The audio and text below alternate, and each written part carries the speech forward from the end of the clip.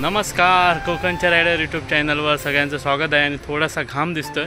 घाम दिसण्याचं एवढंच कारण आहे की मी आत्ता शेतामध्ये जाऊन आलो आणि गेले 4 दिवस सिंधुदुर्गमध्ये आणि बऱ्याच ठिकाणी भरपूर असा पाऊस पडतोय, वारा भरपूर सुटला आहे आणि त्याचा फायदा अनेक शेतकऱ्यांना पण होऊ शकतो। पण असाच जर पाऊस खूप पडला तर मात्र पेरणीला थोडासा लगाम येऊ शकतो।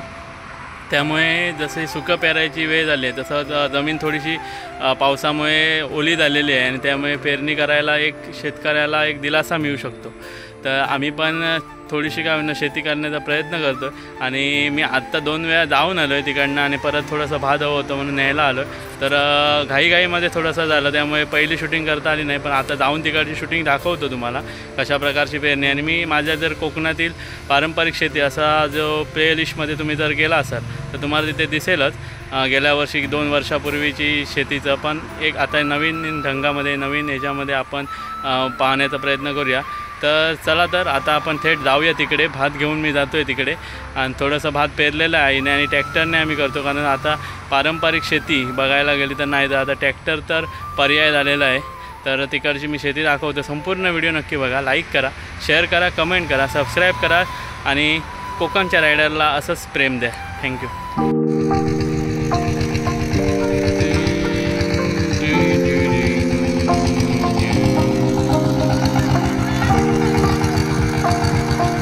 आवाज येणार नाही, परंतु इकडे आता आम्ही मशागत केलेली आहे।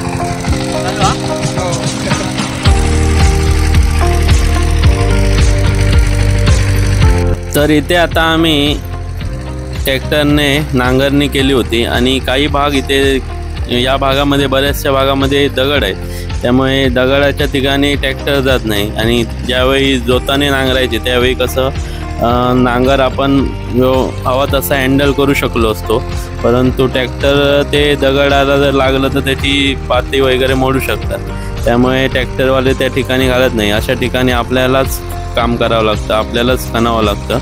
तर हे आता खणणं चालू आहे जेणेकरून पूर्ण जमीन ही मशागत व्हायला हवी।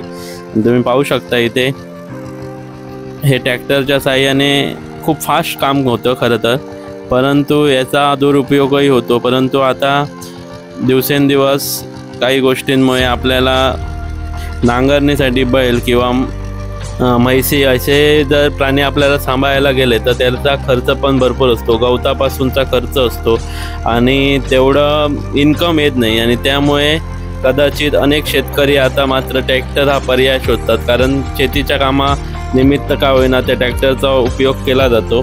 त्यानंतर मात्र ट्रॅक्टरचा काही जास्त उपयोग नसतो।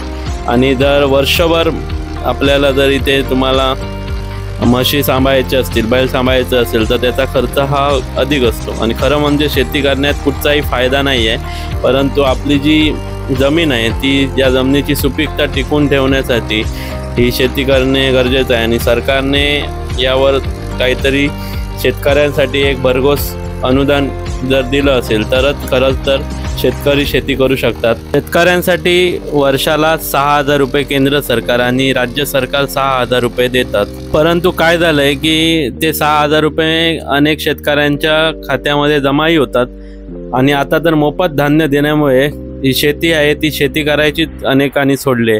इकडे 12,000 रुपये मिळतात आणि तिकडे मोफत धान्य मिळतं, त्यामुळे काम करण्याची इच्छा कोणालाच नसते।